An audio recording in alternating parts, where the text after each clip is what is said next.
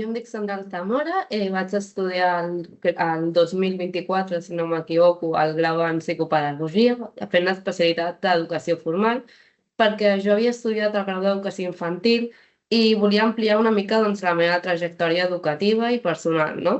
Perquè sempre he tingut la vocació doncs, per infantil, però vaig dir, bueno, per què no anem més enllà i fem un repte més, no? Que és l'etapa de l'adolescència. I llavors el meu títol es diu l'acompanyament psicopedagògic en adolescents diagnosticats amb trastorns de la conducta alimentària, que d'ara endavant, per fer-ho més breu, doncs direm TCA, no? Dins els centres escolars. Aquest treball consistia en fer un estudi de cas múltiple, entrevistant a persones, tant adolescents que han patit TCA, que per mala sort doncs, vaig poder entrevistar molts pocs doncs, per tema de recaiguda d'algunes i altra resistència dels pares a no voler doncs, participar.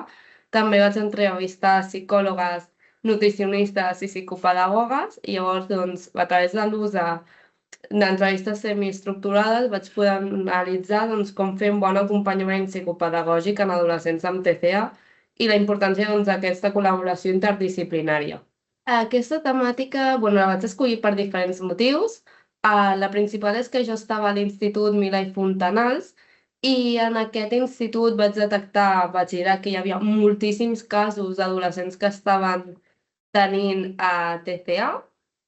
I va ser com em va sorprendre de sí, però ho estem detectant a batxillerat i quan intentaves doncs, tenir converses informals amb elles et deien, bueno, no, jo vaig començar amb sintomatologia a l'ESO, a primer, segon, inclús va haver-hi diverses que era des de primària, no? I llavors em va sorprendre molt del fet de, uau, si estem a primer o estem a segon de batxillerat i has esclatat doncs, perquè estàs estressada amb un TR o amb el que sigui, però és que durant tots aquests anys ha sigut invisibilitzada, no? I llavors, clar, per mi va ser com, no, això no pot seguir passant, per què està passant, que cap mestre s'ha donat, com pot ser, no?, que passi tot això. I, també va sorgir arrel de que jo també vaig patir TCA durant la meva adolescència i a mi també m'ho van diagnosticar tal quan jo vaig començar a quart de primària a fer sintomatologia. I llavors, clar, és com que em sorprèn molt perquè, a més, si mirem els estudis recents, doncs els TCA és la tercera malaltia crònica en adolescència. Que això és una que a mi em va impactar molt, de, jolín, estem parlant de que està considerant-se una malaltia crònica, però es diagnostica molt tard. Jo crec que és obvi, no?, que sobretot el que ajuda és doncs, tant el professorat, més enllà dels psicopedagogs, o sigui, a tota la comunitat educativa, doncs, poder tenir com alguna estratègia per poder prevenir des d'edats primerenques, perquè el més primordial per mi és que ho vaig descobrir no? A través de les psicòlogues, nutricionistes i psicopedagogs, de per què no es fa xerrades de foment d'hàbits saludables, de models d'hàbits saludables, perquè potser a casa no estan ni rebent un bon model, no? Però clar, ho treballem a l'ESO fent algun taller de nutrició de l'esmorzar saludable i ja està. No, ja s'ha de fer moltes coses abans. I en l'adolescència encara molt més. El TCA no és un menjar o no menjar, també hi ha el tema de complexitat, no? Sempre veiem un problema base que és el menja o no menja. Sí, tot el que hi ha darrere, les inseguretats, les pors, l'autoestima, potser té dismòrfia, potser té mil problemes mentals que ho paguen amb això. O sigui, és com va molt més enllà, no? Però realment el professorat no està format, o sigui, no sap com treballar el tema ni nutrició, ni autoestima, ni una imatge corporal positiva. Llavors, doncs, penso que és fonamental saber com tenir aquestes estratègies, no? I ja, parlant amb totes aquestes professionals vaig descobrir moltíssimes eines doncs, per prevenir, intervenir i saber com acompanyar. Perquè, a més, cada alumnat s'ha de tenir en compte que és diferent i com ho pot viure una, ho pot viure totalment diferent una altra, no? I has de tenir com diversos recursos per poder adaptar-te.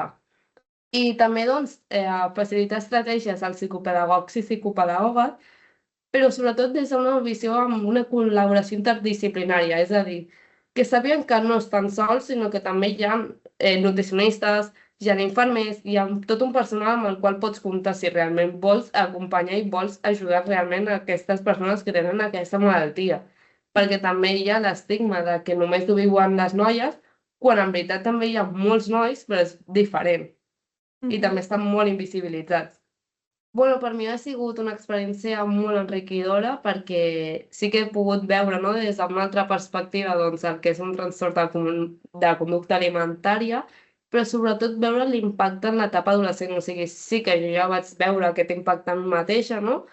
però al veure com impacta, doncs, potser inclús en adults, que vaig fer una entrevista amb TCA, és com, ostres, estem tenint aquí un seguit de problemes que ningú intervé i poden passar anys i anys.